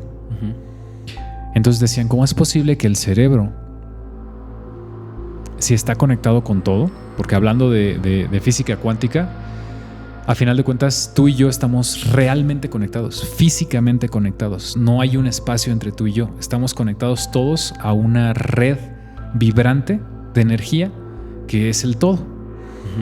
Si te vas al microscopio, encuentras que tu cuerpo, vas a ver moléculas, está constituido por moléculas. Vas a ver más a fondo, vas a ver átomos. Después vas a ver electrones, neutrones y protones. Después vas a ver cuantos. Después vas a ver más niveles, hay como 5 niveles más. Y después ves esa masa vibrante que le llaman the field o el campo, ¿no? Que lo subatómico, ¿no? Ya te vamos hasta allá. Exacto. Sí. Y resulta que de eso todo está conectado con todo. O sea, de aquí a este micrófono no hay espacio en realidad. Hay electrones, protones, neutrones, cuantos, lo que tú quieras. Y estoy conectado a ese micrófono, estoy conectado a ti, tú al resto del mundo. O sea, todo está conectado con todo. Entonces, partiendo de esa hipótesis, decían los científicos militares, ¿cómo es posible que el cerebro no pueda ver todo lo que existe? Solamente puede ver lo que los 5 sentidos le dan, le proporcionan. Es como que está adicto a esos 5 sentidos, ¿no? Sí. Vamos a hacer un experimento. Vamos a quitarle a una persona los 5 sentidos. Y vamos a ver cómo reacciona. Y ellos aseguraban, digamos que el objetivo final es que esa persona se comunicara con lo que llamamos Dios. Porque estaba más allá de todo lo dimensional que conocemos, más allá de todo lo creado que conocemos, y tenía que estar por encima de todo eso. Entonces, si el cerebro, que está conectado a todo, le quitabas esos 5 sentidos, iba a ser como liberarlo realmente y estar conectado ahora sí a la verdadera realidad. Y podría llegar a hablar con ese Dios. Ese era el objetivo final. El problema era conseguir a una persona que quisiera hacer eso, porque tenías que privarte de los 5 sentidos, pero no de manera como en una... no sé si has visto esas cámaras de hibernación en donde te tienen flotando en agua. Ahí en Stranger Things las muestran, en donde te aíslan sensorialmente por un tiempo, pero no indefinidamente. Entonces, ellos iban a aislar a una persona para siempre de sus 5 sentidos. Encuentran a un anciano que estaba muy deprimido y que él mismo decía que no tenía razones para las cuales vivir. Y que si la finalidad última era hablar con Dios, él estaba dispuesto a ser el conejillo de Indias, ¿no? Hacen una cirugía muy importante, ¿no? Y muy microcirugía. Cortan conexiones muy concretas del cerebro y le remueven la vista, el oído, el tacto, el gusto, todo. La persona queda aislada del mundo que conocemos, conectada a varios aparatos que hacían que se mantuviera vivo. Como ya no tenía gusto, no había necesidad de prepararle comida ni hacerle de comer. Estaba conectado a una sonda que le daba nutrientes y lo mantenía con vida. Ya era suficiente. Exacto. No había ningún otro sentido, entonces no se preocuparon por nada más, nada del ambiente, nada de nada. O sea, simple y sencillamente esa persona estaba en una cama siendo alimentada de manera intravenosa y pues tenían ellos una manera de comunicarse con esta persona, que básicamente la persona, aún sin tacto y todo, podía escribir lo que estaba experimentando, ¿no? Sin ver ni nada. Imagínate qué letras ponía, ¿no? Pero empieza a pasar el tiempo y no hay nada. No hay ningún tipo de cambio. La persona está en oscuridad total, en vacío total, no escucha nada, no siente nada, y él empieza a redactar, ¿no? Empieza a escribir lo que está experimentando. Pasan las semanas y empieza a haber un cambio. Y empieza a redactar que ha empezado a escuchar voces. Y esas voces le dicen cosas muy negativas. O sea, como ya mejor mátate, o sea, ¿para qué estás en ese sufrimiento? No vale la pena, se están burlando de ti, lo van a usar para malos fines, todo eso, ¿no? Entonces él pues no les hace caso, pero empieza a redactar, ¿no? Entonces los científicos empiezan a quedar así de, dale más tiempo. Se ve prometedor. Exacto. Empiezan a pasar los meses y ahora en los meses las voces empiezan a volver insoportables. Él empieza a escuchar más voces y más voces y más voces y lo empiezan a bombardear como que esos seres en otra dimensión se dieran cuenta que él estaba abierto a esa comunicación y empiezan a tratar de comunicarse a través de él. Entonces lo bombardean y se empieza a volver algo insoportable para él. Sí, demencial. Sí, y empieza a narrar él que ya es insoportable, no quiere estar en esa situación. Desconéctenme. Sí, prácticamente. Después de un tiempo más, efectivamente empieza a decir que ya no quiere vivir. Que ya, o sea, lo que está experimentando ya no lo quiere, que por favor lo apaguen prácticamente, ¿no? Dicen los militares, dale más tiempo. Le dan más tiempo. Ni modo que se desconecte, dicen. Sí, no podía hacer nada. Y empieza a experimentar más cosas. Ahora empieza a ver cosas, empieza a ver realidades, empieza a ver otros universos, otras cosas. Sigue escuchando las voces. Ya sale de la oscuridad y empieza a tener más. Exacto. Pero eran cosas como oscuras, no eran cosas agradables de ver, eran cosas como oscuras. Y empieza a pedirle que lo apaguen, o sea, que ya no quiere, que no quiere ver esas cosas que son muy perturbadoras, que no quiere escuchar lo que le dicen, que ya no quiere estar en ese experimento. en un arranque de desesperación, se saca él mismo los ojos, los globos oculares. Lo descubren los médicos y lo detienen y lo amarran y evitan que se muera y le ponen sangre porque pues era el experimento, ¿no? Pero él se había sacado los globos oculares porque no quería ver. Obviamente con sus ojos no veía, pero ya como desesperado, ¿no? Ya era la inercia de que sabías que tenías visión aquí, entonces la quitas. Ajá. Exacto. Denle más tiempo, dijeron los militares. Le dieron más tiempo. Y el señor se vuelve ya como loco. O sea, como que ya estaba como loco, como poseído, como ya no... O sea, era otra cosa lo que tenían ahí amarrado. Y lo empiezan a analizar muy a detalle y empiezan a ver sus signos vitales y todo. Y ahí estaba el médico en jefe. Y de repente se empieza a convulsionar la persona. Y empieza como que a tironearse. A tironearse, exacto. Y de repente, ¡paz! Se detiene, cae en la cama y se detiene. Y voltea como si pudiera ver al grupo de y como médicos. si tuviera ojos que funcionaran. Ajá. Voltea y ve al médico en jefe que estaba él ahí y lo voltea a ver como si lo estuviera viendo al rostro, ¿no? Y le dice, sin supuestamente poder hablar, pero le dice: logré hablar con Dios y nos ha abandonado. Y se muere. Pese a toda la maquinaria que tenían para que no se muriera. Pese a toda la aparatología que tenían para que estuviera vivo. Va en contra de toda lógica, ¿no? Se va. O sea, toda la lógica médica, toda la lógica tecnológica que existe. Exacto. Vaya. Exacto. Yo en lo particular pienso que de ser cierta esa historia, no creo que haya hablado con Dios. O al menos con el Dios real. Creo que habló con otra cosa. Y eso fue lo que lo perturbó demasiado. Lo vio muy débil y lo bombardeó. Y lo consumió en miedo, lo consumió en miseria, lo consumió en todo lo contrario a lo que Dios te daría. Entonces creo que así como hay la posibilidad de hablar con algo positivo... Esto es gente que juega a la Ouija y que dice, no, pues me voy a comunicar con mi ser abuelo, querido. Exacto. También está la otra posibilidad. Sí, ¿no? Ambos polos. Exacto. Siempre existen polos. Que llegues a algo negativo. Pues hablamos de la dualidad, ¿no? Que en el universo todo es dual. Sí. Hay un positivo y un negativo. No. Entonces, ¿qué opinas de esa historia? Da ansiedad. Sí. Imagínate, había visto yo también, no a ese grado, igual de acá nuestros señores. Sí.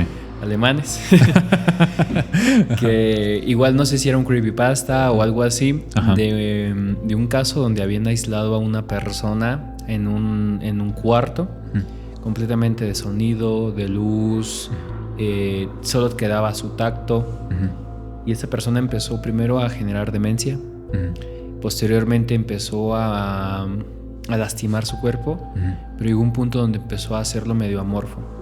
Se empezó a adaptar como a la oscuridad, a las partes, ya no era bípedo, ya era como más como encorvadito. Encorvado, okay. Ya sus uñas ya eran más como una herramienta lejos de ser algo estético. Ajá.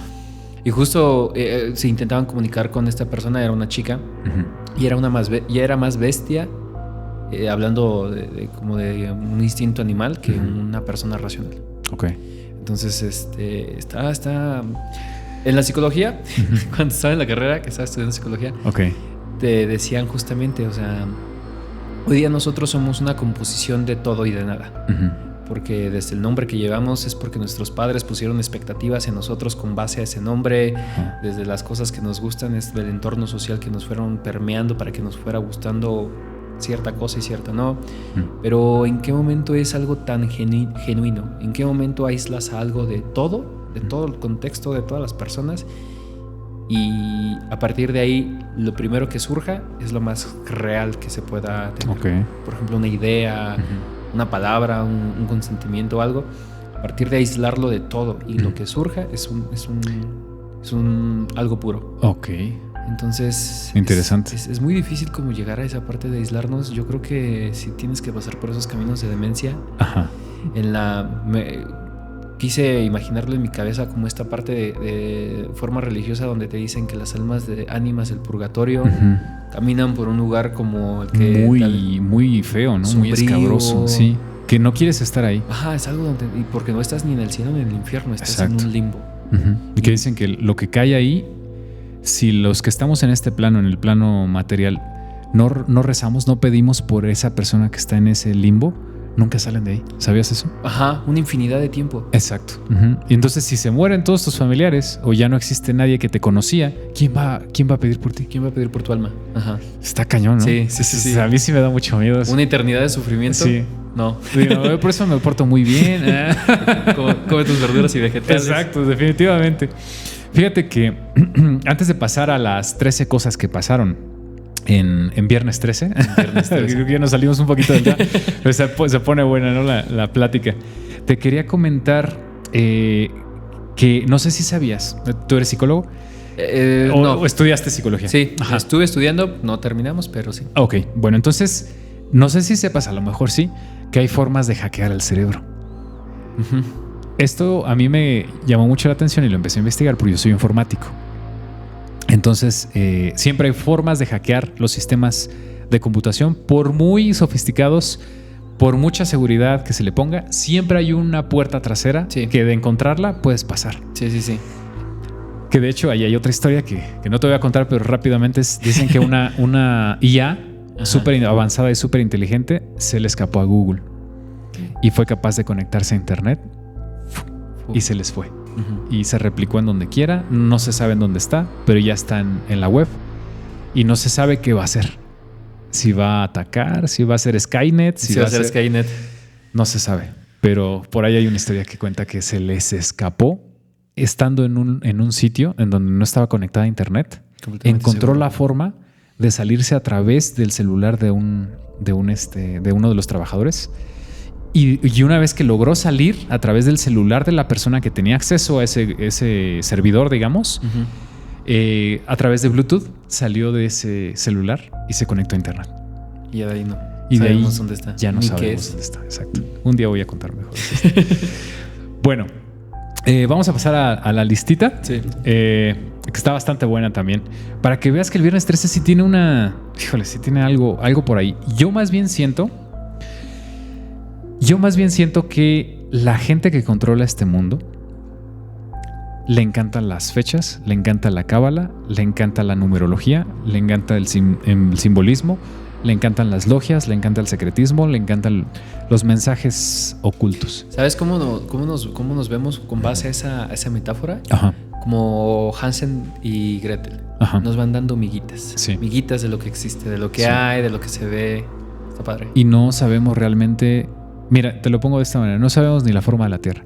Mucha gente dice, no, espérate, es que ¿cómo es posible que digas eso si está el James Webb, están las sondas de Marte, están las fotos que se le han tomado a la Tierra desde la Luna, está todo ese tipo de información, ¿no?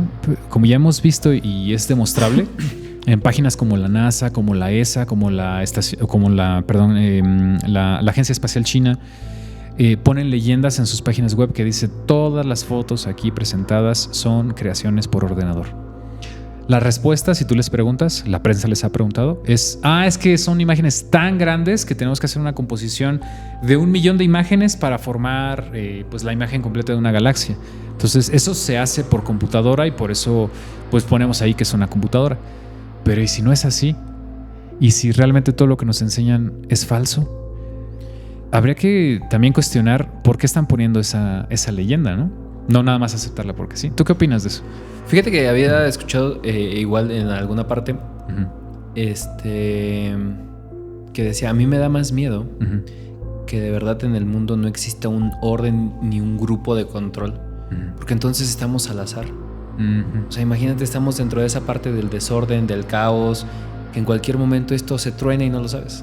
¿Y si ese grupo de control fuera otra raza? Llámese seres alienígenas o seres multidimensionales. ¿Alguna vez te has planteado la posibilidad? Digo, porque todos en algún momento de nuestra vida hemos sentido que la humanidad podría hacer las cosas mejor. Sí. Que la humanidad podría no contaminar tanto, que la humanidad podría tal vez no basarse tanto en el capitalismo, que la humanidad podría no meter venenos en nuestros fármacos, en la industria alimenticia, no regar con pesticidas nuestro alimento, promover que la gente, pues no sé, se desenvuelva lo mejor posible, no mantenernos tanto en el secretismo. O sea, ¿alguna vez te has cuestionado por qué la humanidad, si somos tan inteligentes, nos mantenemos por ese camino? ¿No será que algo, como dices tú, hay algo más arriba que tiene control, realmente esté controlando a toda la humanidad desde algún sitio? Estaría muy creepy que sí exista. Muy lúgubre. Sí, imagínate. Sí. Es que estás a merced, o sea, estaría muy creepy de que exista. Sí. Porque entonces, y bueno, acá igual decían el hecho de libertad. Ajá. O de normal, por ejemplo en la carrera te decían normal no existe más que de forma textual. Ok. Porque normal es un grupo de personas que tienen ciertos gustos en común que se juntan. Entonces, por ejemplo, en 2 trastes pones en uno 50 fresas y una uva, la rara es la uva. Pero en el traste de B pones 50 uvas y una fresa, la rara es la fresa. Pero dentro de ambos núcleos, ambas son normales. Exacto. Entonces, textualmente, normal solo existe de forma textual. Exacto. No existe de una manera social, solo es un grupo. Entonces, basado en esto, la libertad igual, ¿no? O sea, si de verdad existe un grupo que controla todo, pues entonces tu concepto de libertad está sujeto a lo que ellos consideren que sea libertad, en caso de que eso exista. Sí, es cierto. ¿Hasta dónde eres libre? ¿Hasta dónde tú decides hacer qué? Sí, yo creo que no somos realmente libres hasta que compras tu libertad. Fíjate lo que estoy diciendo, no somos libres hasta que compras tu libertad. Vivimos en un mundo en el que todo tiene un precio, incluida la libertad, que es lo que llamamos libertad financiera. En algún momento voy a hacer un programa de eso. Son poquísimas las personas que realmente consiguen una libertad financiera, y esa libertad financiera no va de la mano con ganar billones de dólares o ganar millones. Va de la mano con generar un sustento perpetuo que ya no requiera de tu trabajo y de tu tiempo para mantener tu estilo de vida de manera perpetua. Exacto. Eso es la verdadera libertad financiera. Todavía no es libertad de lo que llamamos Matrix, que Matrix no piensen tanto en la película, piensen en nuestra sociedad. Liberarte de la sociedad. Es decir, no tener que a lo mejor ocupar internet, ocupar el alumbrado público, la luz eléctrica, ocupar alcantarillado, todo eso. O sea, ¿realmente te puedes liberar de todo eso? ¿Quién sabe? ¿No? Pero a lo que voy está muy cañón, ¿no? Sí. Y de ahí podemos agarrar otro tema, porque justo hay una serie buenísima, para mi gusto, que se llama Unabomber, que es un caso real. Estuvo muy fuerte. Era un tipo justo que hablaba acerca de esto por ahí de los 60, no, como fue entre los 70s, los 80s, donde él hablaba acerca de hasta qué punto somos libres. Íbamos más encaminados, él todavía no conocía nada de los smartphones, nada de esto. Entonces él decía que todo esto iba en algún momento a aprisionarte más lejos de liberarte. Y él se aísla en un punto donde su cabaña está en el bosque, tiene una letrina justo para no depender de un alcantarillado, tiene velas para no depender de un alumbrado. Está muy cañón. Sí. Te pones a verlo así a nivel micro. Que fíjate que ni siquiera, o sea, somos tan ignorantes porque, como dices, no nos dejan saber nada. Ni siquiera tendríamos que vivir separados de la sociedad como en las cavernas. Podríamos vivir separados de la sociedad con tecnología. Déjame te doy un ejemplo. No sé si sepas que las plantas son capaces de generar energía eléctrica perpetua. Sí. Hay proyectos de esto, hay documentación de esto, hay patentes de esto. Entonces se conecta un conductor a las raíces de una planta, y ese conductor se conecta a un foco, y mientras tú tengas abonada tu planta, la estés regando, ese foco se mantiene prendido a perpetuidad. ¿Por qué no poder usar eso fuera de una Matrix? O sea, ¿por qué no te puedes ir a un bosque y tener esas comodidades? Podrías tener energía eléctrica de tu entorno, de tu ambiente, pero no sabemos. Viento. Podríamos, paneles solares, ¿no? Que sabemos, no sé si lo sepas, pero que están diseñados para no absorber y generar lo máximo de voltaje que son capaces de hacer, sino están configurados para que generen lo mínimo posible, y aún así, con lo mínimo posible, puedes alimentar una casa. E incluso alimentar el sistema eléctrico de una ciudad con lo que tu casa genera, que ya es bastante, ¿no? Sí. De hecho, la CFE, ahí, cuando tú pones paneles solares, cambias tu medidor y ahora lo vuelves bidireccional. No solamente consumes, también aportas. Sí. Eso sí lo había visto. Exacto. Entonces, dime, o sea, si realmente nos dejaran, si tuviéramos libertad, realmente nos dejaran tener esas comodidades tecnológicas, no necesitaríamos de la Matrix, que yo la llamo la sociedad, el constructo social que tenemos, ¿no? Si tuvieras tú una cápsula que lo cura todo, como sale en la película de Ethereum, todos en su casa, nadie necesitaría salir de su casa, nadie necesitaría ir a un hospital, nadie necesitaría de la medicina tradicional. Sabemos que hay tecnología parecida a nivel militar. Sabemos que los militares llevan 50 años adelante la tecnología. Sí, eso sí es ¿Qué verdad. Tendrán que nosotros no tenemos? Pero bueno, vamos a regresar al viernes 13. Mira, aquí está la lista de las 13 cosas que pasaron en un viernes 13. Número 1. El viernes 13 de octubre de 1307 fue la que ya contamos, la de los templarios. Los ajustician, ¿no? El número 2. El viernes 13 de junio de 1952 está el accidente en el vuelo 497 de la Fuerza Aérea de los Estados Unidos. Este es un avión C-124 Globemaster II que se estrelló en Arizona, matando a 129 personas a bordo, lo que lo convirtió en uno de los accidentes más mortales de la época. Número 3. Viernes 13 de octubre de 1972. Accidente del vuelo 571 de la Fuerza Aérea Uruguaya. Un avión se estrelló en los Andes. Esto es muy famoso.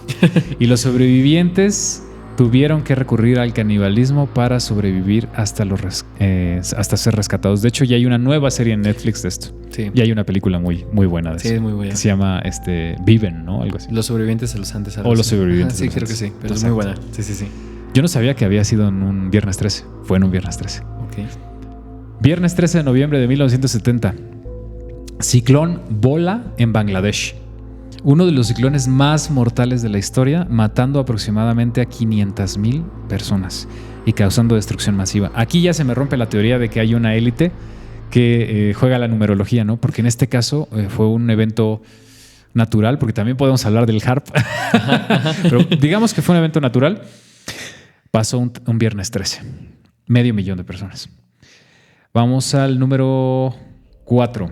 Perdón, el número 5. Número 5, viernes 13 de enero de 1989. El virus Friday the 13th es un virus informático que afectó computadoras en todo el mundo, diseñado para borrar archivos en los discos duros de las víctimas. Ok. Aquí sí está medio verlo conspiranoico de que... Ajá. Qué coincidencia, ¿no? Que tienes que borrar. ¿Qué tenías que borrar? Sí. ¿Por qué harías algo para borrar qué? No sé. Y que lo sueltes en viernes 13. Ajá. Número 6. Viernes 13 de octubre de 1989. El Viernes Negro de Wall Street. Ok. Muy famoso. Ajá, el día que se cae la bolsa. Uno de los días más volátiles en la historia de la bolsa de los Estados Unidos, que marcó una fuerte caída del mercado bursátil, llevando a la quiebra a empresas completas y a las personas. O sea, gente que tenía sus ahorros, gente que ya estaba jubilada, gente que tenía propiedades hipotecadas, perdieron absolutamente todo. Muy feo. Número 7, viernes 13 de marzo de 1992, terremoto en Turquía. Un fuerte terremoto de magnitud 6.8 sacudió la región de Erzincan, matando a más de 500 personas y dejando a miles sin hogar. Más 500,000. Ya tenemos 2 medios millones por... No, en este caso solo fueron 500 personas. 500 personas, sí. 500 personas, pero quedaron miles sin hogar. Ok. Sí. Número 8. Viernes 13 de septiembre de 1996. Fallecimiento de Tupac Shakur. ¿Lo conociste? Sí. El famoso rapero murió tras ser disparado en un tiroteo el 7 de septiembre. O sea, el 7 de septiembre lo tirotean. El 13 fallece. Otra vez un Falleció oficialmente el viernes 13 de ese mes. Okay. Curioso. Sí. Yo creo, ese fue claramente un atentado. Sí, incluso dentro de la historia te metes a ver ese tema, peleas de pandillas entre ellos, ya había temas muy fuertes. Exacto. Sí, ya había temas muy fuertes. Entonces, yo creo que realmente a este señor Tupac lo apagaron. O sea, esperaron hasta el 13, tal vez iba a vivir, y el 13 lo apagaron en el hospital. Es una teoría. No me hagan mucho. Vamos a dejarla en la mesa para poder después analizarla. Número 9. Viernes 13 de agosto de 2004. Huracán Charlie. El huracán tocó tierra en Florida, matando a decenas de personas y causando miles de millones de dólares en daños. Nos vamos acercando a las fechas actuales. Número 10. Viernes 13 de noviembre de 2009. Inundaciones en el Reino Unido. Intensas lluvias provocaron graves inundaciones en Cumbria, dejando a comunidades incomunicadas y causando daños significativos. Número 11. Viernes 13 de agosto de 2010. Relámpagos en Londres. Eso estuvo bien cañón. Sí. Relámpagos en Londres. Un inusual número de rayos cayó sobre Londres, lo que causó numerosos incendios y una interrupción masiva de las telecomunicaciones. Ok, básicamente Londres en llamas. Como la película. Sí. Número 12, viernes 13 de noviembre de 2015. Ataques en París. Varias ubicaciones de París, incluidas la sala de conciertos Bataclan y el estadio Stade de France, fueron atacados en una serie de atentados coordinados, matando a 130 personas. Último, y le voy a tener que poner un bip, pero a ti sí te lo voy a decir. Viernes 13 de marzo de 2020. Viernes 13 de marzo de 2020. Todos sabemos a dónde vamos. Escalada del brote del COVID-19 en el mundo. La Organización Mundial de la Salud declaró el COVID-19 una pandemia global. 2 días antes, el viernes 13, fue el día en que muchos países como Estados Unidos implementaron bloqueos y restricciones estrictas. ¿Por qué en viernes 13, caray? ¿Qué crees? Que ese día lo tengo muy marcado porque 6 días después era mi cumpleaños. Ok. Entonces traíamos ahí la organización. No, pues obviamente no se hizo nada. Sí. Pero sí recuerdo, toda la gente empezamos con el tema de es una influenza más. Sí. Ya lo habíamos vivido hace unos años de chicos. Ajá. Bueno, en mi caso fue de niño, de que la influencia, no podemos salir, no, influenza. 2 años encerrados. Sí. Y no sé si viste la inauguración de los Juegos Olímpicos de Londres. Sí. Donde la anunciaron por completo. O sea, la anunciaron por completo. Y si tomamos en cuenta la clausura de París 2024, que ya hicimos el video de la inauguración y el análisis de toda la inauguración, en la clausura están mostrando una invasión extraterrestre. ¿Y en dónde cae el primer extraterrestre? En Italia, que es donde son los siguientes Juegos Olímpicos, son los Juegos Olímpicos de invierno. ¿Qué nos espera en Italia? Ya sabes, no sé si has escuchado el proyecto Bluebeam.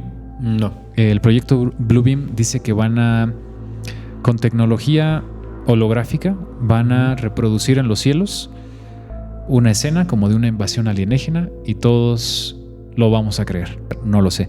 Pero el proyecto Bluebeam va de que van a falsificar una invasión alienígena para generar un único gobierno mundial, que todas las naciones se unan, y entonces el que tenga el control de ese gobierno mundial tiene el control de todo a través del miedo. Muy hombres de negro, ¿no? Exacto. Sí. Exacto. Pues bueno, mi queridísimo Álvaro, llevamos 1:42 de programa. Ya yo creo que aquí la vamos a cortar. Sí. Quiero agradecerte muchísimo por estar aquí en el programa. Eres bienvenido para regresar cuando quieras. Yo creo que nos quedan aquí muchísimos temas de qué platicar y yo creo que está bastante interesante y bastante entretenido. La verdad es que muchas gracias. Ya teníamos cuántos temas que platicar. Exacto. Soy muy fan. Ajá. Por lo mismo que te había platicado que nunca he escuchado o visto nada. Ajá. Todo ha sido a través de sueños y siempre le busco la lógica.